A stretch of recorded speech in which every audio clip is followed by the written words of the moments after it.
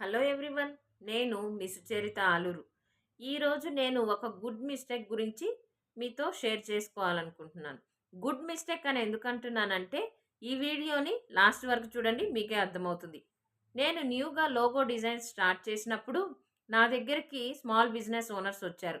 నాకు logo designs కావాలి అని. నేను వాళ్ళని మీకు ఎలాంటి రిక్వైర్మెంట్స్తో లోగో డిజైన్స్ కావాలి అని అడిగాను. వాళ్ళు బ్రాండ్ నేమ్ చెప్పి లోగో డిజైన్స్ చేయమని వెళ్ళారు. నేను లోగో డిజైన్స్ చేసిచ్చాను. కానీ వాళ్ళు డిజైన్స్ చూసిన తర్వాత చాలా మోడిఫికేషన్స్ చెప్పారు. చేసిచ్చేసాను.